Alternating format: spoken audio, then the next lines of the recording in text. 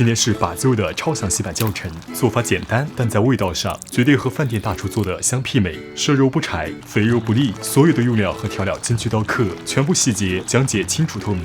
这个把子肉绝对值得一试，所需要的全部用料都在这里。肉分上五花和下五花，上五花肉较肥，下五花肉较瘦。朋友们可以根据自己的喜好来选择肉的部位。其次就是猪皮上有毛发和一些异味，我们可以通过灼烧来把它去除掉。点火，开大火，把锅烧热，温度一定要烧高。好了，温度足够了，这个冒烟的样子就可以了。猪皮朝下，下入猪肉，把猪皮和锅底反复蹭涂，这样就可以达到灼烧的效果。温度很高，手要小心，不要烫到自己。那么灼烧的这个样子就可以了。我们取出，放入清水里，稍微浸泡个2分钟，给猪皮泡软一点，这样我们清洗的时候更容易。时间到了后，我们给它清洗，使用厨刀或者百洁布都可以。那么清洗干净之后，我们拿回案板。现在我们给五花肉切片，长度与厚度都不做要求，但是推荐切大一点，因为这个菜突出的就是一个豪爽，所以尽量大一点。把子肉是不焯水的，它是直接煎制。如果你的味觉较为敏感，那么也可以焯个水。其次就是这个锅了，是我们刚才煎过猪皮的嘛，所以就相当于已经润好了锅。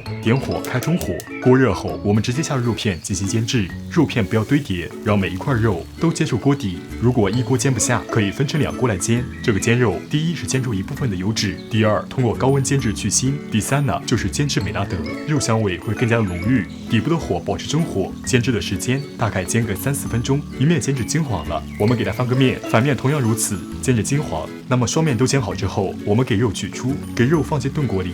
最好不要放在铁锅里炖，因为炖久了它就会把里面的油层给消融掉。锅重新拿回来，油不需要倒出。我们来煎个虎皮椒和虎皮蛋，底部的火开中大火，油热后下入青椒，煎至虎皮状。鸡蛋同样如此，但是鸡蛋可能会崩油，所以最好盖上锅盖，然后晃动下锅具，让鸡蛋在锅内可以均匀的煎制。那么这就煎好了，我们取出备用。香料都是很家常的香料，其次就是干辣椒，你可以根据自己的口味来灵活调整。酱汁呢也很家常，就是酱油和黄豆酱。锅继续拿回来，不用额外加油，底部的火开中火，我们先下入姜片，炒至姜片边角处微微的金黄了，这就可以了。然后下入葱蒜香料，这一步煸炒个20秒到30秒，因为香料和干辣椒都是干的，如果炒久了，它们就会糊掉，所以不要炒那么久。然后放入我们调好的酱汁，酱汁一定要煸炒一下，这样才能激发酱香味。煸炒个20秒，酱汁炒香后，我们加入热水，炖肉的水量要没过肉1指半，然后我们把汤汁放进炖锅里。因为这个铸铁锅保水性比较好，所以我家的水量和肉齐平。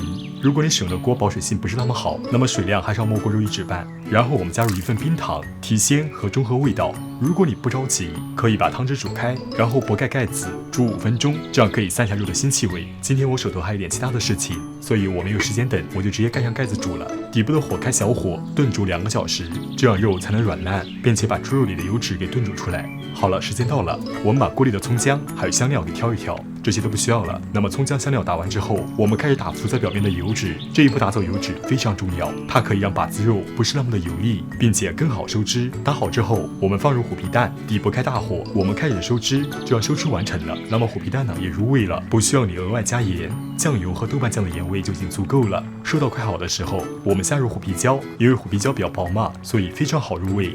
其次就是收汁的浓稠度，大家可以根据自己的喜好来灵活调整，不论是味道还是颜色都很浓郁了。那么这个把子肉就制作好了，非常简单，是不是？吃起来肥而不腻，入口即化，酱香味超浓郁，炖煮的非常的软烂，我只能说无敌下饭，真的好吃到停不下来，所以快去试试吧。